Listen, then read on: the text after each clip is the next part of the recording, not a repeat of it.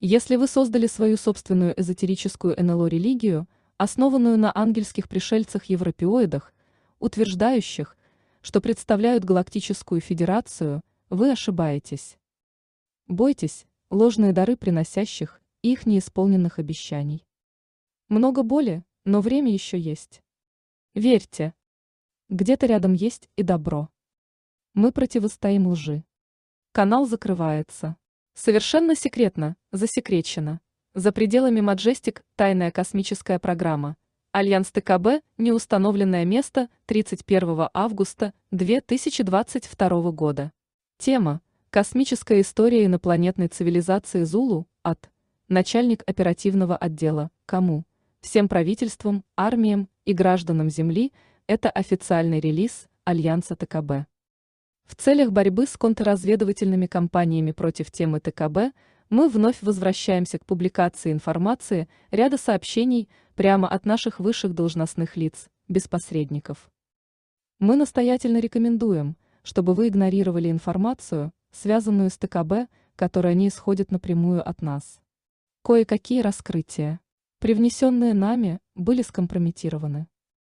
Мнимые ветераны ТКБ, суперсолдаты, самозванцы и контактеры с инопланетянами привнесли существенную дезинформацию. Чтобы удерживать человечество от борьбы за свободу, поддерживать ложное ощущение безопасности, они торгуют россказнями о том, что марсианские колонии, Луна и Антарктида освобождены от серых пришельцев и сил рептилоидов. Год назад к ГУДу обращались и угрожали ряд контактеров и сообщества ТКБ. Они говорили, что ему следует изменить обновление разведывательной информации с целью отражения того, что сообщали другие группы. Ему сказали, что если он этого не сделает, на него навесят ярлык скомпрометированного, а группа просто будет подтверждать рассказы других и в любом случае перехватывать инициативу. Также ГУДа втянули в 2 разных федеральных гражданских иска против индивидуумов и групп, сговорившихся отобрать у него историю его жизни и свидетельства, чтобы дискредитировать и очернить его, что дало бы им возможность контролировать повествование и продолжать делать деньги на его свидетельстве. ГУД был вынужден принимать крайние меры посредством судов и говорить все необходимое для того, чтобы сохранить историю своей жизни как интеллектуальную собственность, чтобы защитить ее от оппортунистов внутри сообщества уфологии и раскрытия. Это осуществлялось при полной поддержке Альянса ТКБ, обеспокоенного крахом сообщества раскрытия и Альянса Земли. А сейчас мы будем рассказывать вам историю одной из наиболее влиятельных инопланетных групп внутри нашего локального звездного соседства. Зулу – это высший эшелон, цивилизация сознания 5-й плотности. Она входит в состав нашего локального звездного соседства, свыше 50 звездных систем, вот уже на протяжении более 2 миллиардов лет. Многие миллионы лет Зулу жили и процветали внутри своей родной планеты, которую их древняя культура называла Иос. Обитатели характеризуются африканскими чертами, обычно больше 2,1–2,4 м ростом. Они представляют собой шаманскую цивилизацию, управляющуюся в основном старейшинами-женщинами. Продолжительность жизни составляет тысячи земных лет, благодаря чистоте их звезды и уникальным условиям их планеты. Иесиане всегда были необыкновенными экстрасенсами, обладающими тем, что мы бы сочли проявлениями магических способностей. Они осознавали, что сама Вселенная, казалось бы, является проявлением воображения существа, которого они еще не могли постичь. Они объединялись с другими цивилизациями, по большей части пребывавшим на гораздо более низком уровне сознания. Вследствие такого понимания они никогда не развивали религий, основанных на богах, небесах или аде. Вместо этого, со временем, они развили свои естественные способности настолько, что проецировали свое сознание на другие планеты, чтобы наблюдать цивилизации, на которых становились свидетелями жестокостей и разыгрывавшихся войн. Их культура все больше и больше погружалась в удаленные просмотры других культур, и со временем это стало влиять на их массовое сознание абсолютно неожиданным образом. Со временем способности проявления чуть не привели их к гибели.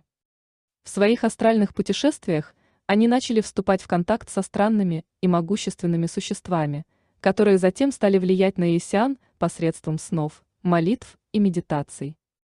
Вскоре их народ переживал жестокие столкновения с этими тварями в физической форме прежде, чем последние исчезали в воздухе. Когда они психически исследовали новую угрозу, они начали обсуждать свои теории и находки друг с другом и приходить к общему согласию, что эти существа приходили из звездной системы, с которой иессиане не были знакомы в ходе своих экстрасенсорных астрономических исследований. Тогда иессиане начали приближаться к той звездной системе и дистанционно рассматривать своего нового врага. Они были шокированы, увидев крайне продвинутую цивилизацию, обладавшую способностью экстрасенсорно камуфлировать себя от обнаружения большинством других продвинутых цивилизаций. Когда иессиане проникли за завесу той звездной системы, они были потрясены, увидев наращивание обширной армады, которая, вероятно, направлялась бы к их планете. Иессиане – это мирная раса, обладающая способностью собираться и фокусировать свое массовое сознание на защите себя, экстрасенсорно влияя на умы своего врага. Вергая самых технически продвинутых нападающих в состояние смятения или вынуждая их поворачивать свое оружие на себя. Сейчас им предстояло столкнуться с равным соперником. С новой группой захватчиков, которые казались равными им в экстрасенсорике, но обладали технологией и оружием, которые никогда не были частью эволюции иессиан, впервые оставляя последних в невыгодном положении. Затем иессиане застряли в цикле конфликта с новым врагом, что спровоцировало сдвиг в массовом сознании, поскольку цивилизация переходила к оборонительной позиции. Они застряли в этом цикле на миллионы лет, в то время как другие цивилизации в нашем локальном звездном соседстве начали завоевываться той же цивилизацией, от которой не могли защититься иессиане. Цивилизация иессиан пребывала почти на грани коллапса, когда вступила в контакт с еще одной крайне продвинутой цивилизацией в нашем локальном звездном соседстве. Эта цивилизация, которая позже стала известна как голубые авиане, оказалась настолько продвинутой, что создала очень сложную сеть станций размером с Луну, которые они разместили в звездных системах нашего локального звездного соседства.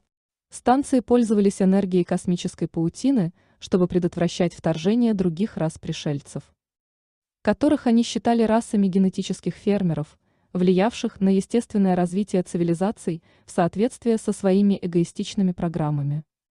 Эта цивилизация информировала иессиан, что враждебную цивилизацию, вносящую хаос в локальное звездное соседство, невозможно уничтожить посредством физических или экстрасенсорных военных действий, даже для них. Они описывали, что вместе, откуда пришли новые враги, никогда не было звезды, и что иессиане были ключом к возвращению локального звездного соседства в равновесие. Иессиане не осознавали, что неудержимый враг был творением, проявлением эгрегора, их собственного массового сознания.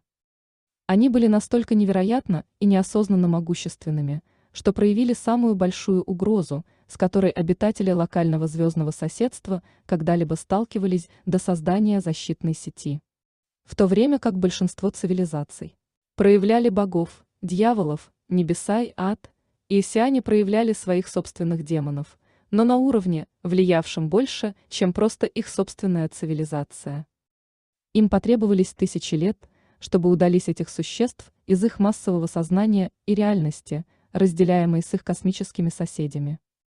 Это был огромный удар для гордой расы иессиан, которая проповедовала единство и обучала шаманизму своих звездных соседей на протяжении эонов времени, обрела репутацию крайне духовно продвинутой культуры. Говорили, что они оказали главное влияние на эволюцию расы, которая позже стала известна как голубые авиане. Этот период времени стал невероятным возрождением их цивилизации, поскольку они становились все больше и больше связанными с космосом, который считали умом Творца. Благодаря космической связи они узнали, что их собственный звездный цикл приближается к завершению главного цикла. Их звезда резонирует совсем на другой частоте, чем наша, создает намного больше излучения и начинает иметь более частые вспышки и выбросы, поскольку меняет частоты в период своего цикла жизни. Активность звезды становилась настолько интенсивной, что их культура была вынуждена спуститься внутрь планеты, где они процветают и по сей день. Когда они обнаружили внутренние полости своей планеты, они осознали, почему их культура продвинулась так быстро и развила такую мощную способность проявления. Их планета представляла собой гигантский геот. Внутри имелись обширные горы, состоящие из фиолетового кристалла. Горы как бы светились изнутри, излучали свет и чистоту, которые вынуждали Исиан развиваться с еще большим ускорением. Энергия, освещавшая горы и долины полостей внутри планеты, приходила из ядра планеты. Это была быстро вращавшаяся сфера сильно сжатого расплавленного жидкого кристаллического материала, которая действовала как центральное солнце, обладавшее невероятно позитивным влиянием на живые организмы и их сознание. Даже растения и животные, пробившиеся в эту обширную и магическую экосистему, развивались немного по-другому, чем их собратья на поверхности планеты. За эоны времени исиане развились в самые психически и духовно развитые цивилизации внутри нашего локального звездного соседства и за его пределами. Они организовывали торговлю и коммерцию в нашем локальном звездном соседстве и поощряли развитие цивилизаций в соседних звездных системах. Все изменилось, когда цивилизация преадамитов, ранее с Марса, разрушили защитную решетку, построенную голубыми авианами почти 2 миллиарда лет назад. Локальное звездное соседство сразу же было завоевано и испорчено расами генетических фермеров.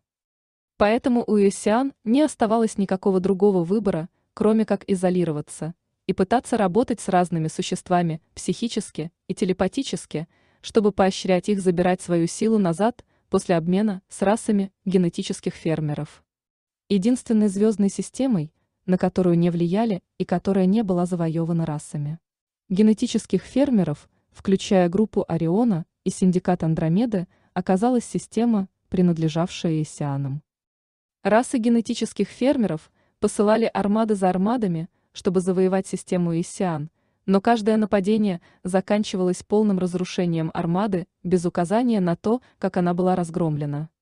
Тогда расы генетических фермеров решили изолировать исиан как можно больше и продолжать свои программы, фокусируя усилия на коррупции суперфедераций, наблюдавших за соблюдением космических законов в каждой галактике, чтобы помогать своему богу и внедряться в каждую продвинутую цивилизацию. В настоящее время мы видим, что расы генетических фермеров по большей части разгромлены и изолированы внутри галактик Андромеда и Млечный Путь. Как уже сообщал Кори Гуд, наша звездная система является одной из последних цитаделей для группы Ориона и их союзников, которые собрали свои армады внутри нашей Солнечной системы. Самые большие корабли в этих армадах опустились в верхние слои атмосфер газовых гигантов, вокруг которых они вращались, чтобы затруднить свое обнаружение. Это произошло после нескольких контактов с военным крейсером ГЛН «Блуждающая звезда», когда последний освобождал пару главных колоний на Марсе, эвакуируя все их население в другую звездную систему, контролируемую группой Майя, как мы сообщали раньше. Поскольку мы все ближе и ближе к событию «Солнечная микронова», мы будем видеть активацию решеток Лей-линий, которая согласуется с усиливающейся солнечной активностью. У нас имеется разведывательная информация, что мы увидим, как на планете беспорядочно открываются порталы, ведущие в другие места в космосе. Эмми, один из лидеров Зулу, рассказывал, что на каждом континенте, на котором исиане работали с шаманами, они учили шаманов астрально путешествовать через системы порталов, указывали, куда идти, и призывали к хранению детальных записей и карт. Эмми говорил, что эти карты и записи хранились в тайных сектах шаманов тысячи лет. И что, когда порталы откроются, они будут нам полезны в знании, куда идти. Некоторые открывающиеся порталы ведут к центру звезд, на планеты, покрытые океаном, и даже могут открывать тысячи метров в воздухе над кое-какими планетами, делая их довольно опасными для физического путешествия на них без использования карт. По мере приближения к солнечной вспышке мы увидим, что все больше и больше людей исчезают в этих порталах, оставляя остальной мир мистифицированным или пребывающим в гневном отрицании процесса, через который проходит Солнечная система. Многие звездные посевы, пришельцы, перевоплотившиеся здесь как люди, будут стремиться идти в регионы, где будут открываться порталы, чтобы вернуться на свои родные планеты. Также в это время будет резко увеличиваться число наблюдений НЛО наряду со странными исчезновениями и смертями, которые исследователи будут приписывать враждебным действиям пришельцев.